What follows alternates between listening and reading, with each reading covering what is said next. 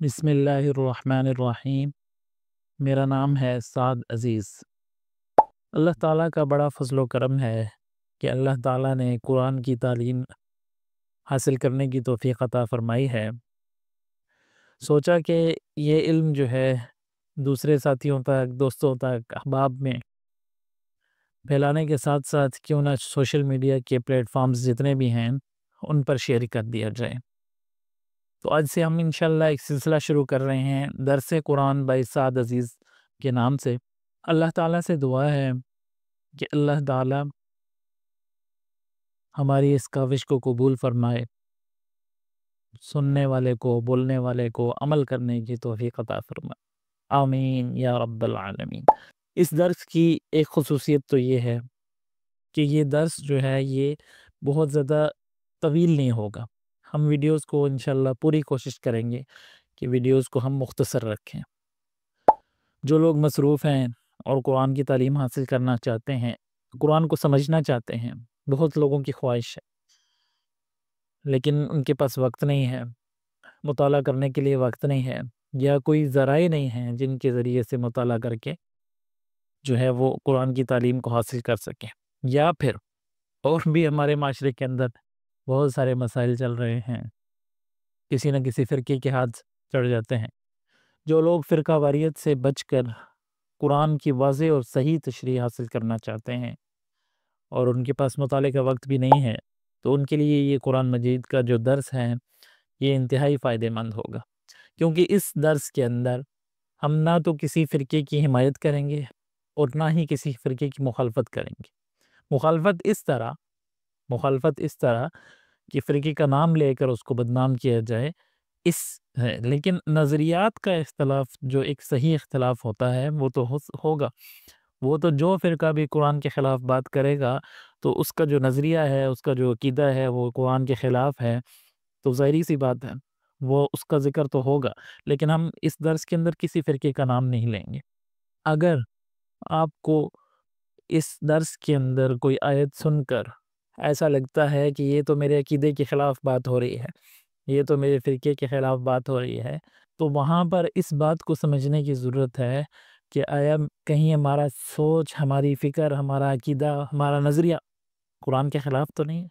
اس لیے اس درس کے اندر جہاں سے معلومات لی جائیں گی، جہاں سے مطالعہ کیا جائے گا، وہ عربی کی پرانی تفاسیر ہیں، ان سے مطالعہ کر کے آپ تک علم کو پہنچایا جائے گا۔ اور آپ کو بھی ایک مشورہ ہے، اگر آپ فرقہ واریت سے بچ کر قرآن کا مطالعہ کرنا چاہتے ہیں تو بہترین مشورہ آپ کو یہ ہے کہ عربی کی جو پرانی کتابیں، جس وقت ان فرقوں کا وجود ہی نہیں تھا، تو آپ وہ کتابیں لے کر ان کا اردو ترجمہ پڑھ لیں اگر عربی نہیں آتی۔ اب یہاں پہ فرقوں کی بات چل ہی نکلی تو ہمیں یہ پتہ ہونا چاہیے، یہ ضرور ہمیں معلوم ہونا چاہیے کہ فرقے کیوں بنتے ہیں، مسلمانوں میں جو فرقے بنے ان کی کیا وجوہات ہیں۔ تو اللہ تعالیٰ نے سورہ آل عمران آیت نمبر 103 میں فرمایا وَاعْتَصِمُوا بِحَبْلِ اللَّهِ جَمِيعًا وَلَا تَفَرَّقُوا، کہ اللہ کی رسی کو مضبوطی سے تھامے رکھو، وَلَا تَفَرَّقُوا، اور فرقوں میں نہ پڑو۔ اب اللہ کی رسی کیا چیز ہے؟ رسول اللہ صلی اللہ علیہ وسلم نے فرمایا میں تمہارے اندر کتاب اللہ چھوڑ کر جا رہا ہوں، جس نے اس کی پیروی کی وہ ہدایت پا گیا، اور جس نے اس کو چھوڑ دیا وہ گمراہ ہو گیا، اور جس نے اس کو چھوڑ دیا وہ گمراہ ہو گیا۔